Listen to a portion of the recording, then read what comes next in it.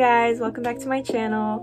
Today we're going to be doing a story time while I get ready, so I'm just going to tie my hair back and then we'll get started. I've already put on my eyebrows and I'm gonna go in with concealer on my eyelids now so we can work on the eye makeup. This story begins in the winter of 2016. I was in my second year of college, and at the time I went to a community college near where I live, and since I didn't have a car or a license or anything, I had to take the city bus to school. So on this day, I thought the teacher had said that we were going to be presenting a treasure from our own culture or something like that. So I decided to bring in anything I had with the Virgin Mary on it because I felt like I could talk a lot about that since I'm Mexican and Catholic. But it turns out that I had the wrong date. So naturally, I'm over-prepared for this day. Anyways, I was wearing my Virgen Maria necklace. I had on me, I don't know, it was like a little piece of paper with a prayer on it and an image of the Virgin Mary, and I think something else. So the point is, I was carrying all of these religious, meaningful items on me, and when I got to class, everybody was like, no, that's not today, that's, I don't know, like a week from now or something. So I was like, oh, so I just happen to have all of this stuff on me. As I was leaving class that day, I had to walk from the school to the bus station, which is about a 15-minute walk, and I remember this day we got out early from school. My last class that day had let us out like, I think 30 minutes to an hour early, so I was able to make like the next bus within like 15 minutes of getting out of class. So I'm like running out of class. I get all my winter jackets on and everything because it's freezing in this downtown area. I usually have my hood up because it's super windy, and I like to have my headphones in. That's not exactly safe, but like at this point, I had been going to school this way for like a year, so I was like used to it, and I wasn't as scared of the streets, so I was kind of like sprint walking to the bus stop. And there was a four-way intersection, and I was facing toward, I was standing on one end, and at the other end, I saw a group of like 10 people waiting for the red light to turn green or whatever. The little sign that tells you you can walk. I was waiting for that to change, but that group of people started to walk. So naturally, I thought it was safe. And I wasn't being like super irresponsible because I saw that the light was red, like the hanging lights, but if you looked straight across from where I was at, the crosswalk sign had not changed from the hand to the walking symbol. So that was my bad. But this group of people just starts walking across all nonchalantly, as a lot of people do in downtown. Like, people have their headphones in, they're like rapping out loud. That's typical. Like, jaywalking is a very normal thing, and I never ever do it because I don't want to die. So I thought, oh, it must be safe to cross. I don't know, man. I just thought it was safe, and it wasn't. And they started to cross, and about, I don't know, half a second later, I step out on the street and I just remember seeing white. I think it took like a whole 10 seconds for me to realize. I was just, from one moment to the next, laying on the ground and like being like, what just happened? Why am I looking at the sky right now? Like, I was genuinely confused. I had no idea what happened. Side note, my backpack actually broke my fall, so I was laying on top of my backpack. Now I'm going to use my Tati Beauty sponge. Use that to apply foundation everywhere. I like to use the same side until it's completely dirty.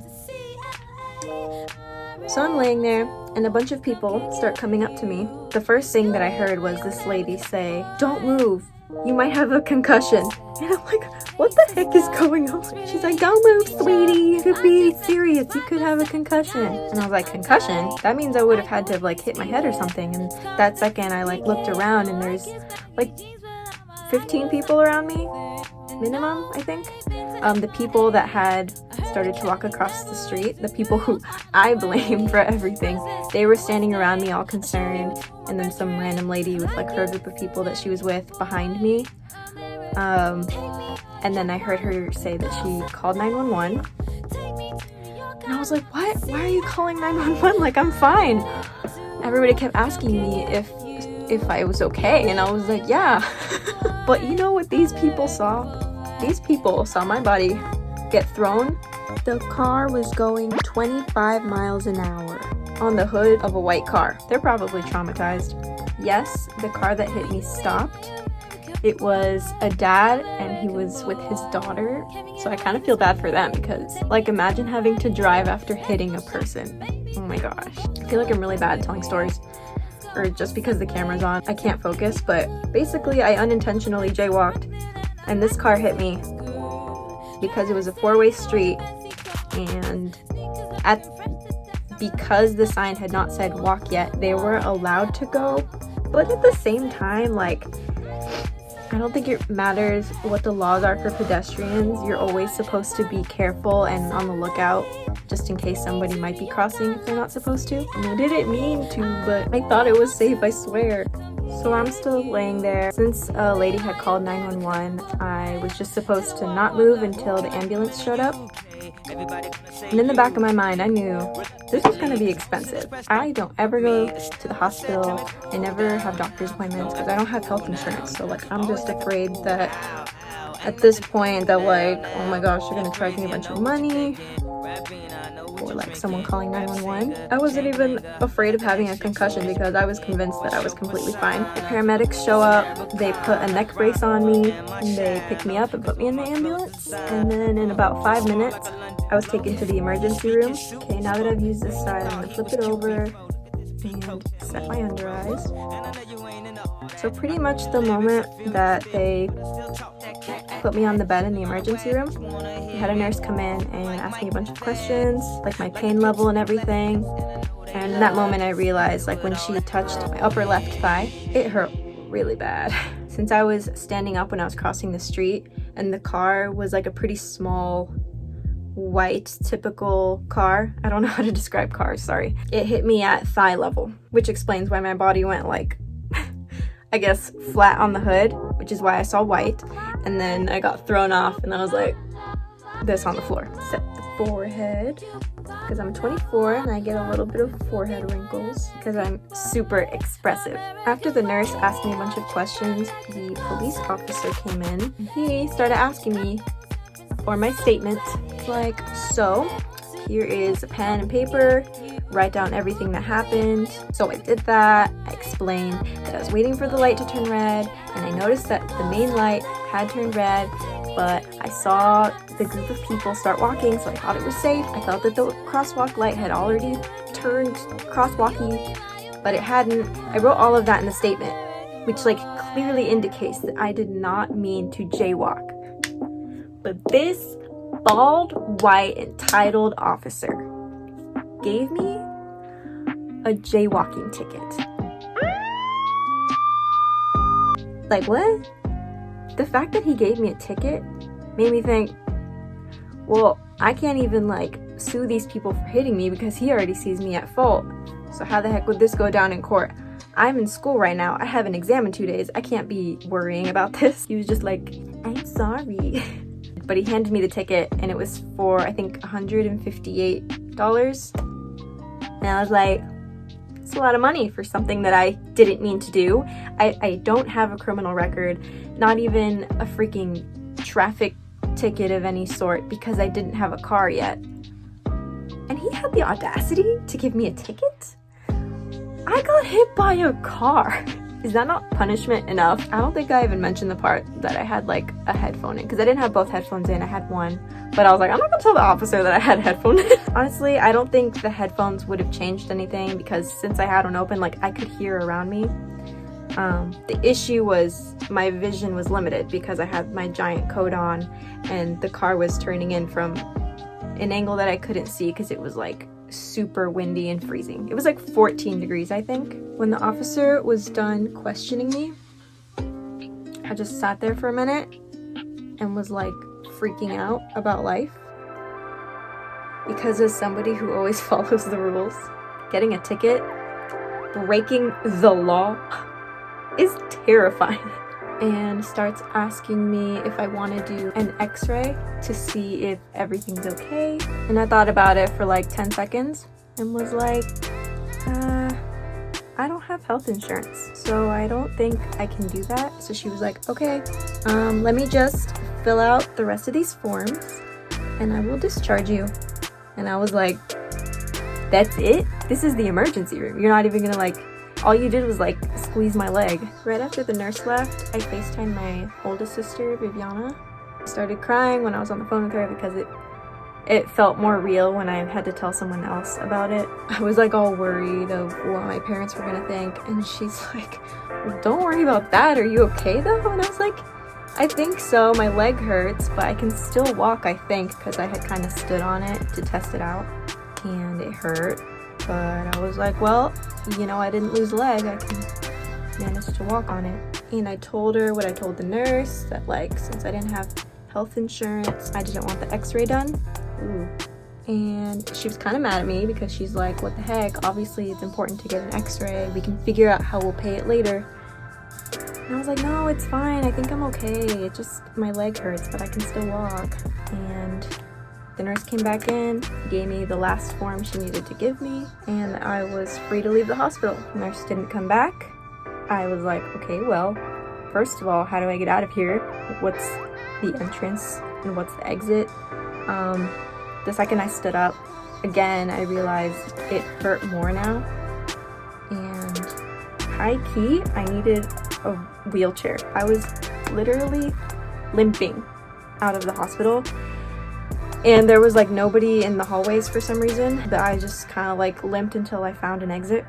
And then I waited outside until my sister got there, and it was cold, so I should have waited inside. My mom's reaction was, I think she was just in shock because she really didn't say much. Kind of hurt my feelings, but I was like, I guess she's just in shock.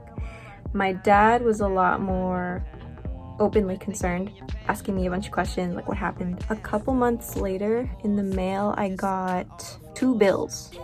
One for the emergency room and one for the ambulance. The emergency room bill was like $254. Now guess how much the ambulance bill cost? Over $500. 520 something. That's ridiculous. I did not pay the ambulance bill. I just sent in a bunch of my information. It's like W-2 stuff. They kept trying to hassle me for my money, but I was like, I'm a broke college student living with my parents. I can't pay for this. And eventually the bill stopped coming to my house, but I did end up paying the emergency room bill. The day after the accident, I had the worst whiplash. I could not move my neck, which if you've ever had whiplash, you know you can't move your whole body because like this thing is important. I was bedridden for like 5 days, maybe less, but felt like 5 days. Oh yeah, and like 2 days after the accident happened, I was supposed to have my first midterm exam for, what was it called? Geology. And I sent an email to my professor saying that I had been in a car accident and I couldn't make it. And I was like, dude, she's not gonna believe this. She's gonna think it's an excuse because it's the first exam of the semester. Like, this probably happens a lot. So I was like stressing out if she was gonna believe me or not. My teacher responded sympathetically, but she did sound a little passive aggressive, like she didn't believe me. I was back to school in like a week because when you're in college, you don't want to be missing that much school. You're paying for it and you're stressed just not being there. So when I got back, she kind of said in this like sassy tone, like, hope you're feeling better. And I'm like, listen lady, just because I'm not on crutches doesn't mean I'm not in pain. My sisters had actually bought me crutches and I tried using them around the house, but our house is pretty narrow, pretty small.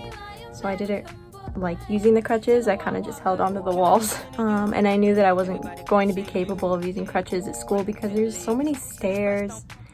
And I was like, nah, I'll just walk slowly and limp. It'll be fine. Part of me really wanted to show that dumb teacher who was doubting me how bad my leg looked, because I wish I had photos of it, but like, I don't know why. At the time, I was just like, ew, no, I don't want a photo of it.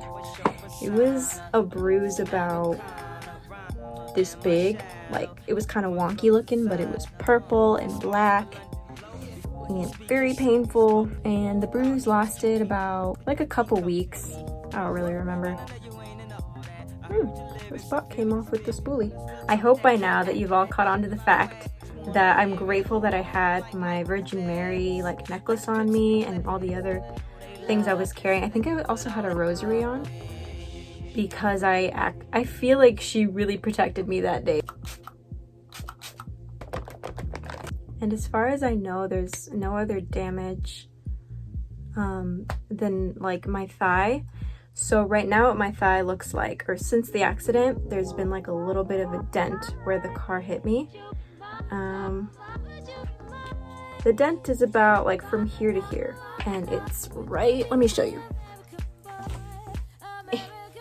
Okay, I'm kind of short, but it's right here. And it turns out that's like a form of physical trauma. So basically the fat in my thigh had gotten shocked by the accident, and so the fat just kind of like moved over and filled out the rest of the space, and that's why I have like a slight dent in there. But the dent isn't as obvious as it was like the first 3 months after the accident, but it's still there.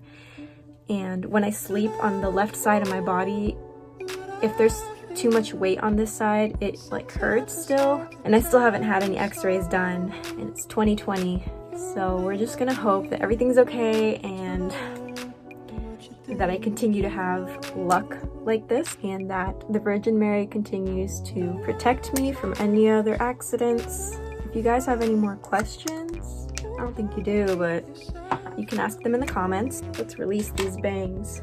Hopefully you guys enjoyed the story time and could follow along fairly easily.